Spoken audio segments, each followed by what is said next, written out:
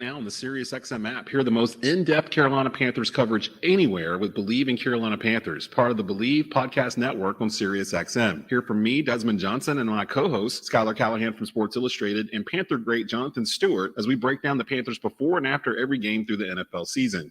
Your team, your podcast. Search BLEAV in Carolina Panthers on the SiriusXM app, Pandora, Stitcher, or wherever you get your podcasts.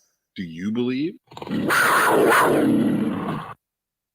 The catch is made by DJ Moore, still going across midfield, inside the 40, the 30. This is Desmond Johnson on the Bleav in Carolina Panthers podcast, here on the Bleav Podcast Network, the #1 podcast network for professionals. Do you Bleav? If you enjoy the show, please subscribe and rate the show on iTunes. We're available in your favorite directories: iTunes, Spotify, Google Play, Stitcher, Luminary, and TuneIn. You can also find us at Bleav.com and at Bleav Podcasts on Twitter. And welcome into a Friday edition of the Bleav in Carolina Panthers podcast, live here on Tobacco Road Sports Radio's YouTube channel, Facebook Watch, and of course across the Bleav Podcast Network. Desmond Johnson here with you. Schuyler Callihan, freshly tanned, back from his honeymoon with his beautiful now wife. I was about to say fiance, but back in the house. We're missing our third, Jonathan Stewart, the all-time leading rusher in Carolina Panthers history. He had some work he had to do over at Bank of America Stadium all day today, so he was unable to join us, and we knew we had to get this episode out today. The Carolina Panthers victorious. It's a victory Friday. 25-15 winners over the Atlanta Falcons last night. The only primetime game the Panthers have on their schedule this year on Amazon Prime. It was a wet game. The remnants of tropical storm coming in throughout the game. It got messy throughout. Schuyler was at the stadium, so he'll give us the lowdown on what he saw. We'll give you our pros and cons from what we saw from last night. Stu, I got to give Stu credit. He picked 10-game winner for us, and we'd have to win out to get to that point. But he has been – this week? We did. We both picked us to win this week. Okay. And actually, my score was close. I think I picked like 20-10 or something like that. I thought it was going to turn into a rock fight due to the weather, and it kind of did. We'll get into that a little bit. I saw a couple of things, though, that make me a little worried maybe not worried, curious about what's going to happen here going forward. Normally, it's Tell 'em While You're Mad Thursday. We'll kind of simmer on that because we're actually in a pretty good mood this Friday with the third victory post day of the season for us and the Carolina Panthers fan base. I know everyone's excited about all of that. Before we get into the nitty gritty of everything, though, and of course, it's open mailbag, so you can actually ask us questions about the game, things that you saw during the game, and we will respond to those, like Michael Widrick here. I'm glad we won that game last night. So are we, because it would have gotten really sticky around here if we had not won that game last night and dropped to 2-8 on the season. We'd had a whole different set of questions for today's show. We'll be sitting here on the Draft Network. Yeah. So. CJ Stroud, come on down. So at least we can delay that another week. Yeah, we can delay that a little bit. Before we get into anything else, though, a quick word from our sponsors over at Bet Online. Football is back. Bet Online remains your #1 source for all your football betting needs this season. You'll find the latest odds, matchup info, player news, and game trends. And as your continued source for all sports wagering info, Bet Online features live betting, free contests, live scores, and giveaways all season long. Always the fastest and easiest way to bet on all your favorite sports and events like MLB, MMA, tennis, boxing, and even golf. Head to betonline.ag to join and receive your 100% welcome bonus with your first deposit. Make sure you use the promo code Bleav, BLEAV, to receive your rewards. That's BetOnline, where the game starts. And where we start today, Atlanta Falcons fall to the Carolina Panthers. 25-15 was the final score. Carolina pretty much in control for most of this game. I thought the defense really showed up last night. We'll go through the box score, some stuff that we noticed from the game last night. But just starting off, Schuyler, give me a name of a player, first name off the top of your head, that stood out to you last night that allowed Carolina to get this win. I mean, it's got to be Deontay Foreman, right? I mean, Yeah. the dude has just been phenomenal. 3 100-yard games in the last 4 weeks.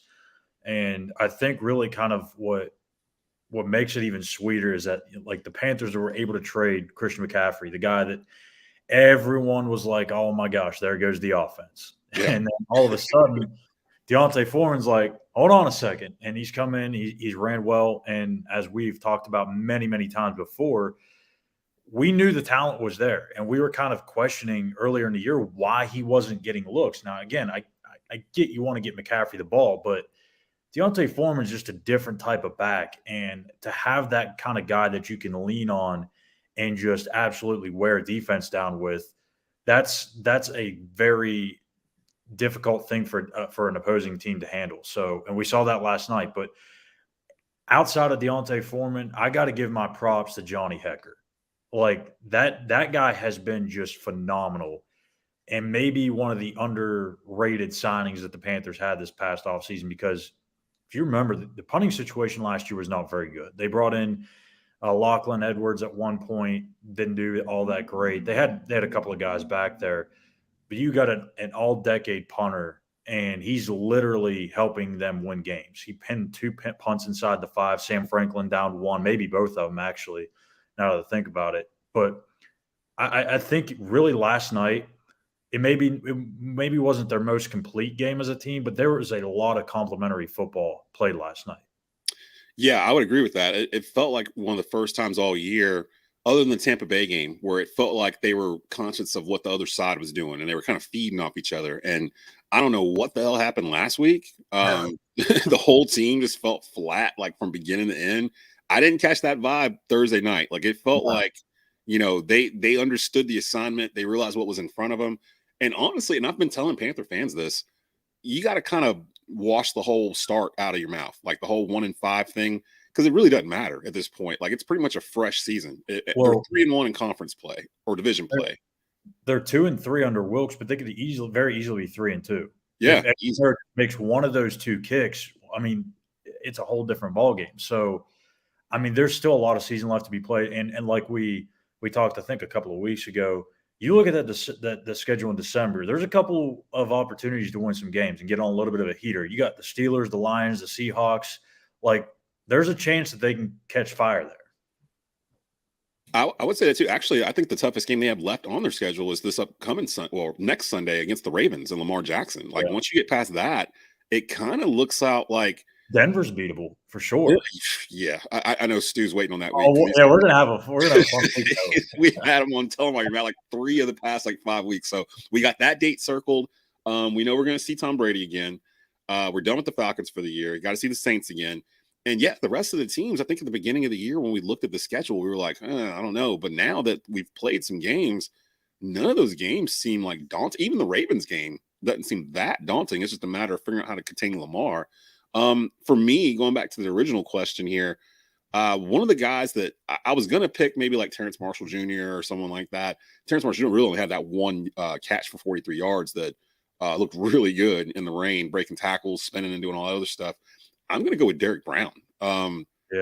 Derrick Brown, I don't want to jump the gun here, but I can't go ahead and jump it. I can't. Can you name 3 defensive tackles better than Derrick Brown right now that you would take? So like Aaron Donald, and then Vita Vea, maybe. I mean, Brown would have youth. This year, I'd say you could argue Derrick Brown's right there with Vita Vea. Yeah, I think so too. I mean, the past couple of weeks, especially, he's almost unguardable. Like he had a play.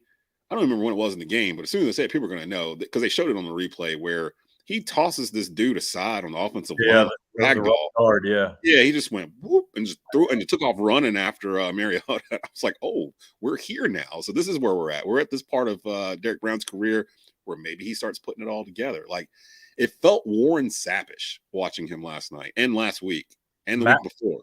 Matt Ioannidis too. He was getting held. He should have either had sacks or TFLs and got held. And again, when you have somebody like Matt Ioannidis, who's been one of the better interior pass rushers in the NFL when healthy, next to Derrick Brown, that's why Derrick Brown is having so much more success this season, because there's more respect to that guy that's lining up right next to his right side or left side. Yeah, I agree. Spectator mode enabled. What up, boys? Good win. I love certain pieces of this team, and I'm very excited for our future. I think we are too. I've been seeing all these people kind of like, oh, you should have took the deal for Brian Burns the Rams had. It was 2 first-round picks and a second. Like the first-round picks didn't start to 2025 or something like that. It was 2 years away, 3 years away. That's not going to help. today. That's not going to help at all. And I think I'd rather have a known commodity in Brian Burns than 2 first-round picks because we don't know. Pass rushers are so hard to find, man. Like, yeah. There's just certain positions, like when you find a guy, you've got to be able to keep him. Left tackle, even right tackle, I think you can make an argument. Quarterback, obviously, and pass rusher. Outside of that, I think you can look at replacing just about any position because they're all fairly replaceable. Maybe corner, but like safeties are just about as invaluable as a running back is. Wide receiver, I know you'd like to have a DJ Moore or, Deebo Samuel or something like that, but even receiver, like you can kind of get away with it if you have a really good quarterback. Yeah, I think quarterbacks make wide receivers look a lot better than the other way around. Every once in a while, you'll have a wide receiver that can make quarterbacks look good, like a Tyreek Hill can make Tua look like an MVP candidate. I mean, like Tyreek Hill's on pace for 2,000 yards. Like he's different. He's just a different dude.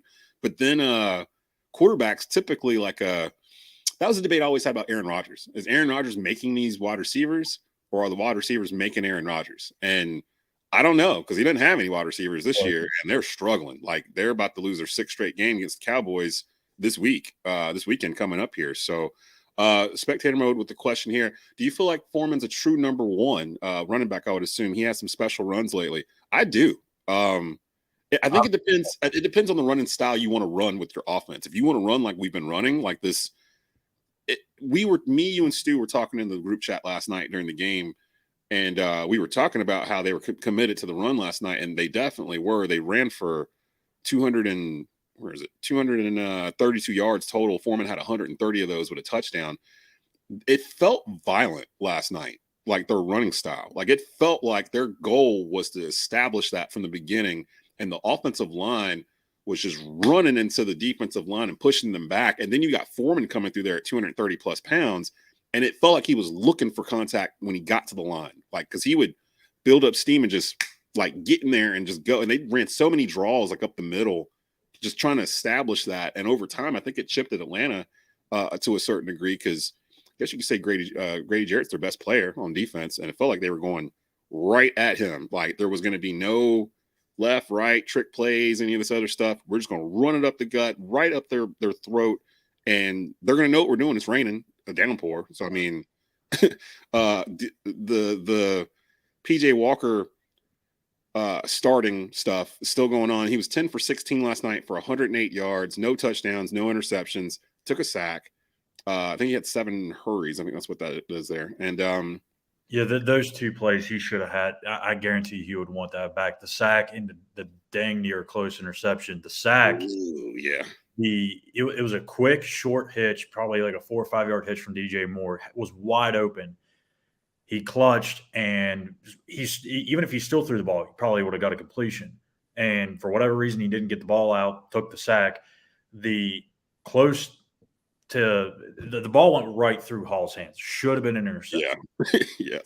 And I still have yet to go back and watch the all 22 yet, but as soon as that comes out, I'll be all over that because I want to go back and watch that play because it looked as if Sullivan and Moore, I Bleav it was Sullivan, were both kind of running similar routes. Just Moore had more depth on his route than Sullivan. For whatever reason, PJ took that shot and completely just missed Sullivan. I mean, it was wide open. Yeah. It may have been a touchdown, may have been close to a touchdown. Oh, I remember now. Yeah, because they were both kind of running. Yeah, because Moore had the deeper one and the other guy had the shallower route, but it was almost the same route. They were just kind of running across them. Yeah, I remember what you're talking about now. He was open. I don't understand how, even if he's looking in that direction, how you miss Sullivan. I mean, he's literally right in front of you. So, maybe tunnel vision. Maybe it's like he knew he was going to DJ the whole time and just didn't bother to look at the other targets. That's, because you're right. He was like he had to throw it over him to get it to DJ Moore. Exactly. So he had to have seen him. And then the very next play is the one where Tommy Tremble just wasn't even paying attention, hit him in the elbow, and then my gosh, that we weren't even going to really do this today. But Desmond. I got to put that in there. I'm going to tell you why we mad, son. Tommy Tremble, what are you doing? Like, he wasn't even looking at the quarterback. Like, it was almost like he was like he was trying to run off the field. I was watching that play on replay like this. Like, what are you doing, Tom? Like, you're not even looking at the quarterback, and he would have probably caught it, hit him in the back elbow. If he had been looking, he would have been turned that way. It'd been 10 plus yards. Tommy Tremble, man, I try to defend you, dude, and you do stuff like this to me. Come on, man. Like, you can't do that in all black, dude. Listen, you can't do that in all black. You can't. I really hate to say this, but it's getting close to that point in Tommy Tremble's development. Like, is he becoming another Ian Thomas, a guy that we knew coming in would block very well? They said that the receiving end of it would come and that he's made strides, but I haven't seen it. We just haven't seen it. And I forgot Buddy was on the team. Yeah, like, I mean, at some point, like, are you going to have two blocking tight ends and no receiving tight ends? Because we haven't seen that. And Ben McAdoo loves to run his offense through the tight ends, and that hasn't happened. So I don't know, but I want to give credit to Steve Wilks, a little helmet sticker to Steve Wilks here, because you go back and watch this offense the first 4 or 5 weeks of the season before he took over compared to what it looks like now, and it is night and day. Yes. And it's almost as if Steve Wilks has got his hands all over this and said, hey, Ben, let's be smart with how we're going to approach this and understand our personnel, because it's almost as if like Matt Rule was trying to do stuff with this offense that it just simply can't do because of the personnel, right? Yes. They were trying to still pass the football and still be a balanced team. Steve Wilks looks at this roster and goes, look, man, I got a 4-string quarterback. I've got a horse in the backfield in Deontay Foreman, and I've got 5 guys up front that I trust, and a defense that if they don't have to play 70 to 80 snaps, we can win with. So let's shorten this game. And I think when you do that, you're going to give yourself chances to win. You're not going to win pretty. You're not going to win 38 to 23. You're not going to put up 400 yards of offense a game.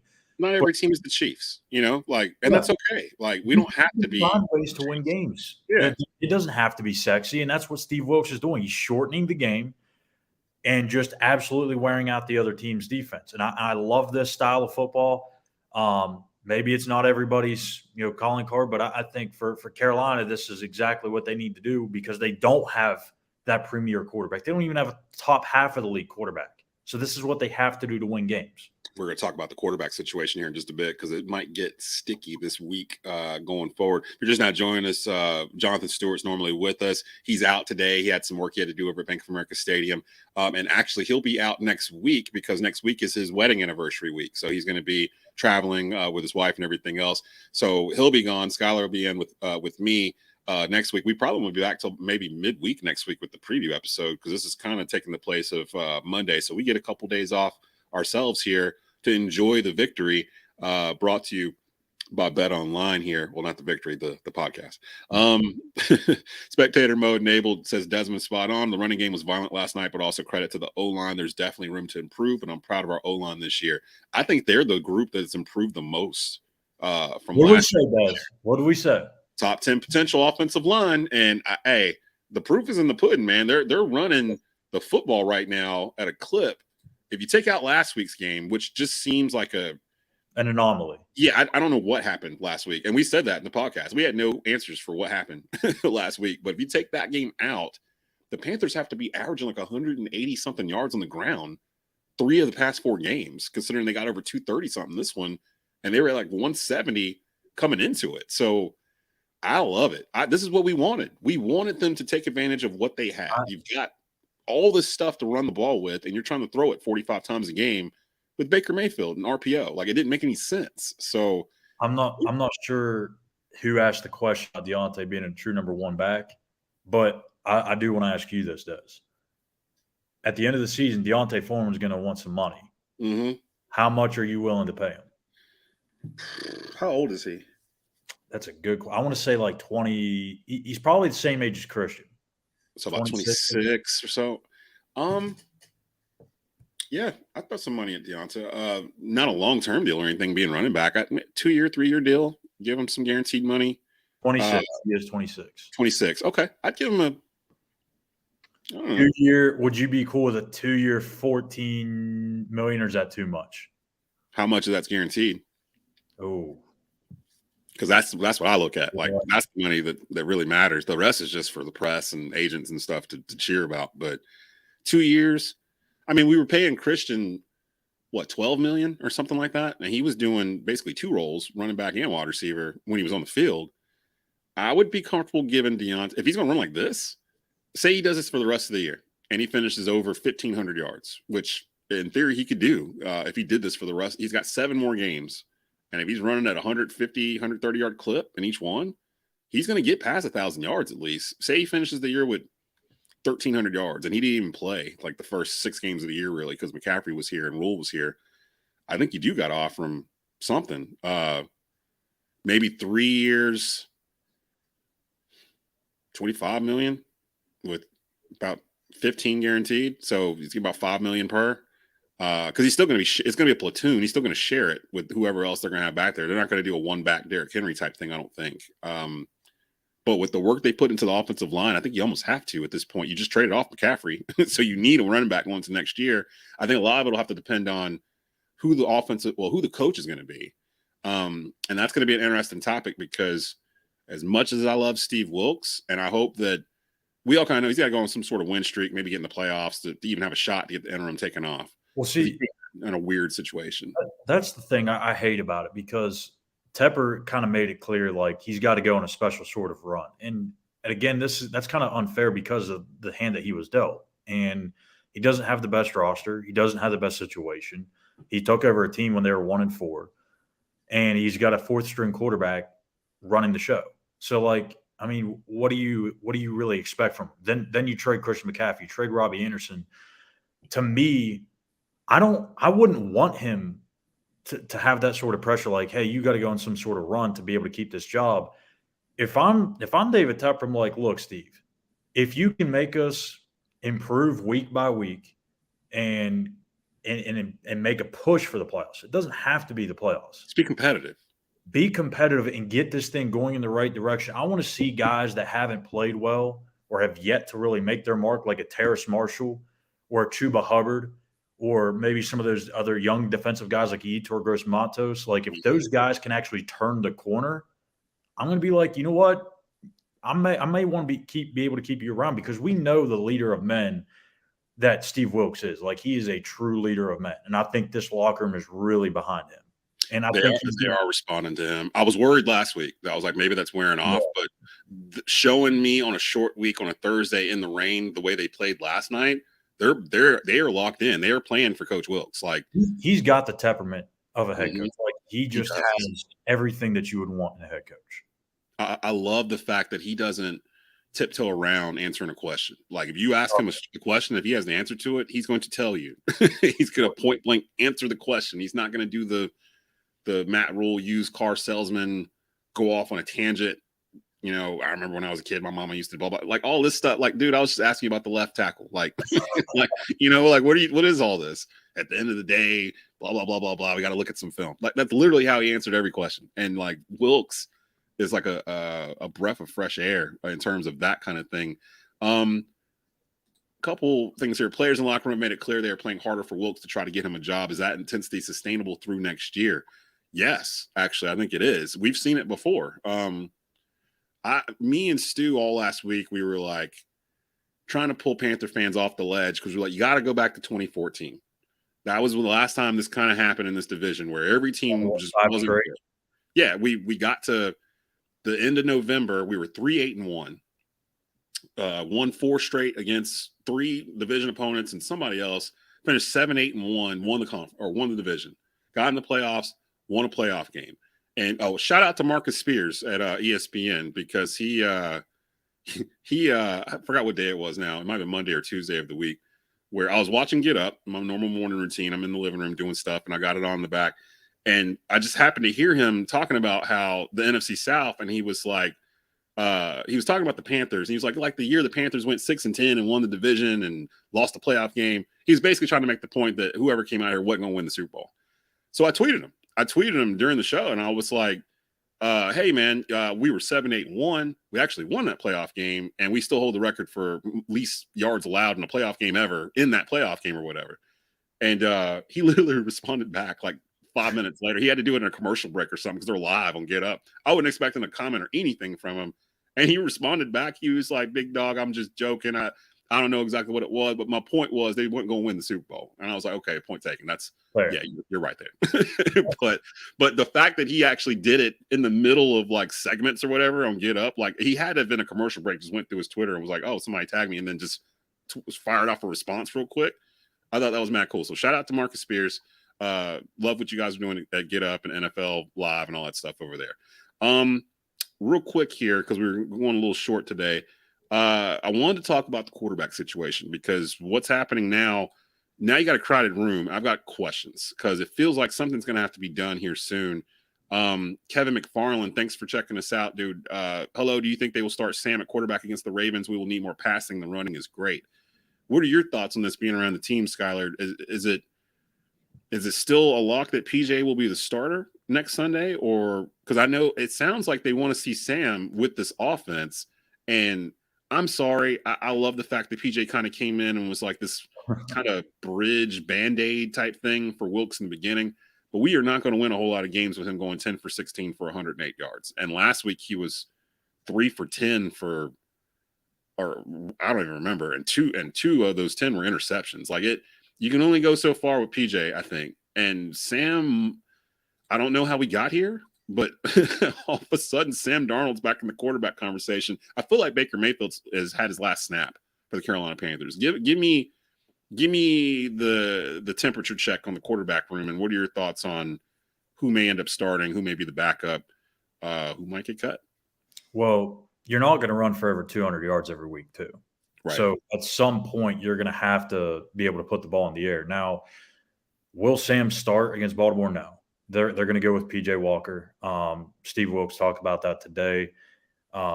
He made it fairly clear that that's what they were going to do. Now, that doesn't mean that he won't be willing to pull him if things aren't going well.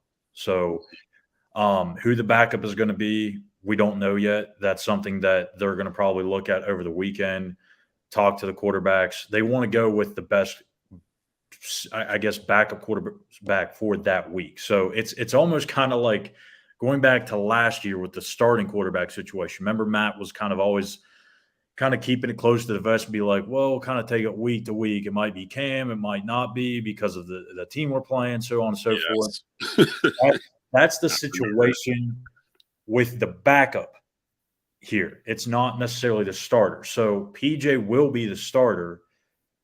The backup situation will kind of depend on the team that they play. If it's a team where, their pass defense may be not as good, then they may lean to one guy over the other. Or if they need a more mobile quarterback, you're probably looking at Sam being the backup versus Baker, because Baker's just obviously not as mobile. So it's just going to depend week to week, but they will start PJ. I do believe we will see Sam Darnold at some point because, as I said, you're not going to run for 200 yards every week. You're going to have to throw the ball. And there's a little thing in Baker Mayfield's trade that I don't know if we covered this or not while I was away, but if Baker plays over 70% of the offensive snaps, that 5th-round pick turns into a 4th-round pick. And I believe the last I checked, he was at like 60%. That's probably went down a little bit now since he hasn't been playing. But I know it's kind of going back and forth and being kind of dicey, being a 4th and 5th-round pick. Does it really matter? When you're a team that's rebuilding, every little bit of those things matter. So if they don't have to play Baker Mayfield, they're not going to. Now, Sam Darnold, I think we will see him. It's just it's more of a matter of when rather than if. Does it cost them anything to cut him, Baker Mayfield, at this point? Because that seems to be the thing going around, that he might get cut to allow Sam to get some snaps. He does have guaranteed money. I don't remember exactly how much it was. I think it was right around $6 or $8 million, because I know we negotiated that down, and then that pick will automatically be a 4th instead of a 5th. So I think they'll probably just, if you want my honest opinion, I think they'll keep all 3. Okay. Because they don't want to give that pick up. They don't want to give more dead money out. So I do agree that I think if they wanted to try a different quarterback, they would go to Sam first before Baker. Just because we haven't seen Sam in the regular season at all this year. He got hurt in the preseason. So As much as we've talked about Sam Darnold on this podcast the past year and a half, he did play well when he had a healthy offense around him the first 3 weeks of the season. He didn't have a new line either last year. And I think that was no line last year. Yeah. Because he's a guy that we talked about that, like, he needs to have confidence in himself. And if you have an offensive line, he's going to have more confidence. So I think that would make for an interesting – man, if they get to a point where they go to Sam Darnold and he rips off like 4-5 wins, are we going to be talking about re-signing Sam Darnold? Like, that's where we're heading. That sounds exactly – that just panthering right into the offseason. Panthers doing Panther things. I do want to ask you this, though, and I know we're running short on time, but I wanted to ask you this because I talked about it with some of the media guys yesterday. What would happen if the Panthers get into a spot where they kind of fall out, but they don't fall out enough to get that number 1 pick? Say they get the number 3 pick. C.J. Stroud and Bryce Young are off the board. Do you take Will Levis at 3, or do you go with Will Anderson and make that a dynamic pass rushing duo? Because that's a hard prospect to pass up. I think I would. At that point, I might be willing to trade down until later into the top 10 because there's other quarterbacks like Anthony Richardson at Florida that's intriguing to me. I don't think the kid at Kentucky deserves to go number 3, but you know how that goes with the draft. Like by the time draft gets here, they're going to push all these quarterbacks up. I'm intrigued by Richardson at Florida. So you would pass on Anderson? See, that's the thing because linebacker is one of those position groups that we kind of need to, Can he play middle linebacker? Is that what he plays? He's more of an edge. So edge, he can play a little bit of both. Shaq's getting up there in age. Shout out to Shaq too, because he was flashing off the screen last night. You could tell he really wanted that game. I don't know. I really don't know. I've tried to not think that far ahead because I know we're still in season and we keep reprimanding the Panther fans. They're all like, you're costing us the 3rd pick of the draft or whatever. I'm like, we've got 8 games to go. Like we got half a season left. One way to think about it is people are really that nervous about the quarterback spot and say that situation does play out where the top 2 quarterbacks are off the board and you have the 3rd pick and you want Will Anderson. Well, Matt Corral's still on the roster. So you still have him on a rookie deal if you want to give him an opportunity. So that's true. I think Will Anderson is, I'm telling you this right now, is a generational type of pass rusher, and I don't think you can pass on him if he's there. See, the thing is, you got Tepper standing there, and he's watched this front office kind of do this thing. You go to the table like, I want a quarterback. Give me a quarterback. Yeah. If he does, I don't know. I guess it really depends on that. And again, it depends on who is the head coach going into that draft and what they want to build, because I've been on record saying that a perfect case scenario, you've got Steve Wilkes as your defensive coordinator going to 2023, and you've backed up a Brinks truck to bring in Jim Harbaugh to be the head coach and to basically give him the same powers you gave Matt Rule, because that's why he's not in San Francisco still, because they wouldn't give him complete control over the roster the way he wanted. From the look of it and the sound of it, Matt Rule had complete control over the roster and what they were doing, like philosophy, the way they played offense, the plays, the social media, like everything. He had his finger on everything. I don't think that Harbaugh cares so much about all that. He just wants to be able to help construct his roster. And you've got pieces here. It reminds me of when he arrived in San Francisco, where they had first-round picks scattered throughout the roster, but there was just no cohesion or any kind of culture with all of them. He comes in and immediately takes them to the NFC Championship game because he instills in them, this is who we are, this is what we're going to do. And he fits what the Panthers have done in the past. Run the football, stout defense, heavy on the offense and defensive line. You play it in the trenches. That's Michigan football. That's Jim Harbaugh football. And that's kind of what we've been asking for. You can kind of get by with a game manager quarterback in that kind of system, or a guy that's a Colin Kaepernick RPO type of guy that complements the run game. I mean, you can find that second round, third round, and it doesn't necessarily have to be one of the top picks in the draft for that. So it really depends on who they have at head coach. So for now, I can't really answer. Now, what I would do, I'd probably pick Anderson, to be honest. I'd probably get Anderson. I mean, and hey, you could probably – I think Jimmy G would be a free agent, wouldn't he? There you go. Yeah. And clearly he's not going to be in San Francisco after this year. Even if he wins a Super Bowl, I don't think that they would give up on Trey Lance because they haven't even really seen him play. So there's other options, I guess. I guess my point is we can only go so far with PJ, and I don't know where that limit is. I think we're going to find out next Sunday when we see the Ravens, because again, that's probably the toughest team we have left on the schedule. We get past that, PJ's probably starting the rest of the year, and they'll be running the football. And yeah, if they win that game, we may not see Sam or Baker at all. Yeah, I agree. I just don't think that they would have a way to get, other than injury. It's the only way I could think of they would get out there again. Spectator mode enabled. I really don't want to see Baker take another snap in a Panthers uniform. I don't want that pick to change. Yeah, I'm kind of cool with.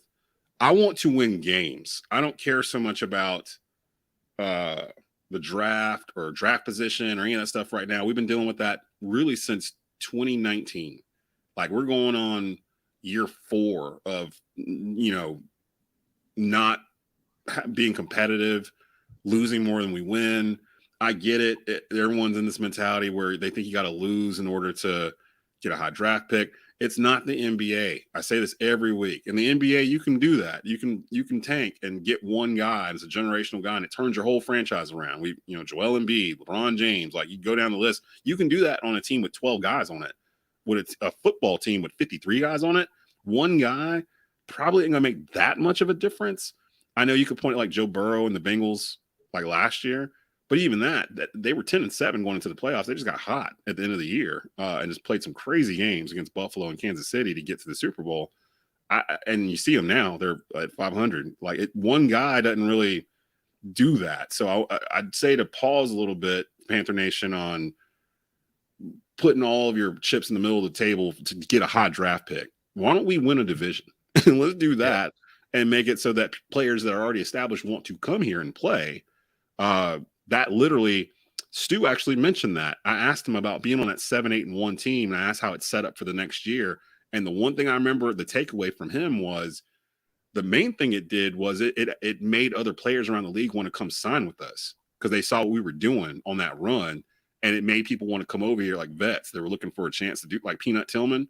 He signed because he saw what they did in that run. That led to 15-1 the next year in the Super Bowl run. So there's stuff still going on that they can kind of use to their advantage to build this roster going forward. But to answer your question, I think probably Will Anderson. I don't trust, what is it, Will Levis? Is that his name? Levis? Yeah, I saw a video on Twitter of him like throwing like quick release or whatever. It looked almost video game like, so I can't tell if it was altered or if it was actually him doing it. He was like in a practice tent or something. He's just like, and like it looked real, but you can't tell online nowadays what's real and what's not. I don't know, and he's from Kentucky too. I like Hendon Hooker, but I know he's 25. And we're probably not going to see a whole lot of him going forward because Tennessee plays like a couple of scrubs the rest of the year, and they might slip into the playoff. But he's from here. He went to Dudley in Greensboro. I called some of his high school games a couple years ago.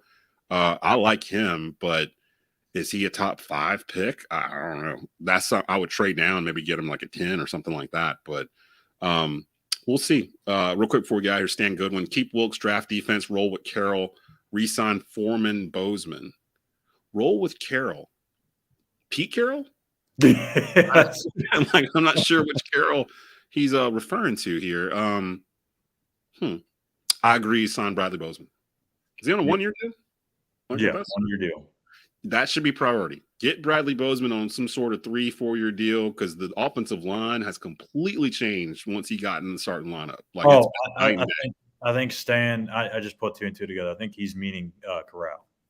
Oh, Corral. Okay, Matt Corral. He is there.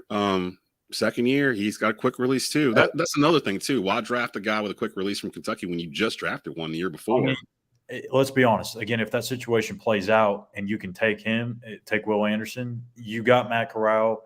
You could potentially bring back Sam Darnold on a cheap, very cheap deal, or if you really wanted to, Baker on a really cheap deal. Or like I said, you can maybe go lure in Jimmy G, or maybe I'm crazy. Maybe you can throw a little bit of money at Geno Smith, come here and kind of be a bridge quarterback to Corral or somebody else. And that's where we've gotten to, where Geno Smith has become the savior of franchises across the league. What a wild year. Like, man, he's going to make a lot of money this offseason. He really is. And it's like, Geno Smith? Really? Like, I thought he was out of the league. Like, people are talking about him like being the comeback player of the year. I mean, hell, if he keeps this up, it'll be MVP talk. Like Seattle was supposed to be like rebuilding. They were supposed to win 6 games all year. No. And they're doing the same thing. They're doing the same thing we've been asking Carolina to do. They're They're playing the sticks. They're not turning the ball over. They're letting the defense do their thing. He's playing better than PJ Walker is. He's playing like a top 5 quarterback in the league, and I think he's got the highest completion percentage in the league right now too. I think he's close to 80%. 76 or 76. Yeah, I mean, that's like video game, like Tecmo Bowl type stuff. So, yeah, we'll see. Hey, if we're gonna keep talking like this, Lamar Jackson ain't signed either. Yeah, he's gonna be out there. Is David Tepper? You want to drop $350 million guaranteed on Lamar Jackson? Would Lamar listen to that? Maybe. Maybe. I think it's worth a shot. I mean, if you were willing to listen to Deshaun Watson with everything going on with him and think about giving him that deal, if Lamar's reps came to him tomorrow or came to David Tepper's people tomorrow and were like, hey, Lamar kind of likes it down there in Charlotte. Let's say you give him $325 million guaranteed for 6 years or whatever, 5 years. Like, do you bite that? Do you take that? I don't know if I could get there with that much guaranteed money, but I'd be willing to throw out a very lucrative deal, but it wouldn't be that much guaranteed. Maybe like $300 million. And what's the big one right now? Who is it? Well, Mahomes got the biggest. I think DeSanto has the most guaranteed, right? Yeah, his is like all of it's guaranteed. It's like 270 something million, I think, something like that.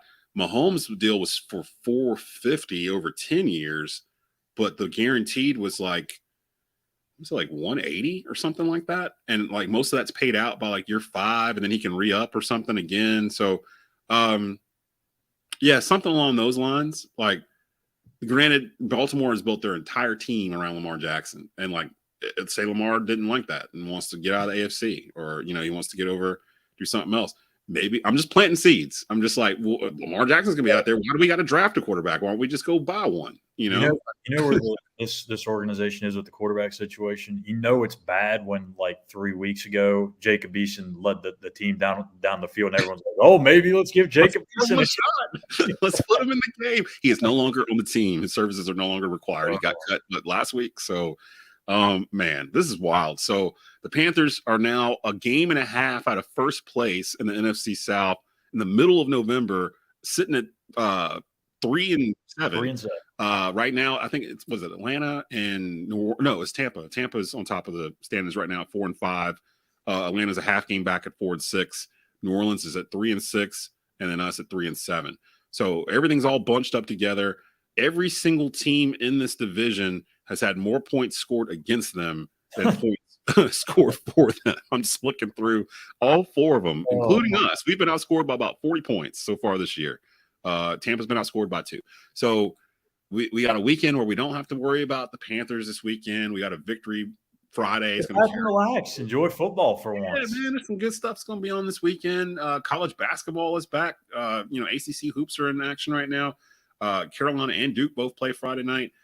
And then Friday, I think you got a couple of NFL games, Green Bay and Dallas. That's one to look at because Dallas is just doing this, and Aaron Rodgers and the Packers are doing this. I don't know. He's never lost 6 straight starts before, and he's on the verge of doing that. You want to talk about guys that maybe regret coming back? He was asked that point blank, too. I was going to message you when I heard that. Some reporter asked him point blank, did he regret coming back and should he retired? In my head, I was like, that's a weird question to ask somebody at the podium. Like, isn't that awkward to ask a dude, do you regret coming back and doing this, man? Or you wish you just never did it? Because now he's got to go back to the locker room after he answers that question. He's like, yeah, I wish I should have just retired. These guys are bums. I don't know what I was thinking. I was blinded by the money. And then he's got to go back to the locker room and go out there on Tuesday and throw these dudes. Like, I'm sure as a reporter, you hear this all the time in these press conferences. Someone from the back will just launch a stink bomb at the podium. Yep. Wait for them to respond. Yeah, it's like whenever you see Mason Plumlee dribbling the ball up the court and maybe taking a jump shot, like it's just like, man, you don't be getting like I get why certain questions are asked, but like I'm the type of person, like I'm not going to ask the questions that you're not going to get an answer out of, right? Like Aaron, he's not going to say like, yeah, I wish I would have stayed retired. Like, come on, he's not going to say that. So I'm not going to waste my time, the other reporters' time, or the players' time by asking that dumb of a question. Yeah, it's just like, what are you doing? Like you're just doing that for clickbait or something, or you're just not thinking clearly or whatever. Whenever somebody asks that question, I don't know, it just made me cringe when I heard it. I was if you want to ask that, now I don't know how their post game is set up. I don't know if they can talk to Aaron one-on-one in the locker room or not, but I mean that's more of like a one-on-one situation, like where if he does really want to say, yeah, I'd be retired, you're probably going to get that answer more likely in a one-on-one setting where he doesn't have to worry about who else is hearing that. You know what I mean? Yeah. So, yeah. That makes sense. That makes a lot of sense. I don't know. What line? We're just two dudes talking about the Panthers. That's all. It is what it is. We will be back next week. Enjoy your victory weekend, Panther Nation. You can listen or watch previous episodes of the Bleav in Carolina Panthers podcast across all major podcast platforms. Go subscribe to the Tobacco Road Sports Radio YouTube channel. You can catch the video feed there. Follow Tobacco Road on Twitter at Tobacco Radio. The feed is there. And also on Facebook Watch. So if you want to watch the video of it, you can do it there. Audio, Spotify, Google Play, all the good major platforms for podcasts you can catch there. Just search Bleav in Carolina Panthers and it'll pop up there. For Schuyler Callihan, for our homie Jonathan Stewart, who will be back with us after next week. I'm Desmond Johnson. We'll be back with a preview episode, Carolina versus Baltimore, a week from this Sunday, as the Panthers try to get to 4-7 on the season and cut into this division lead. So weird. I don't even know how to process it. I'm just gonna let it stew and marinate a little bit. Maybe Stu's right. Maybe we do get the 10 wins. Who knows?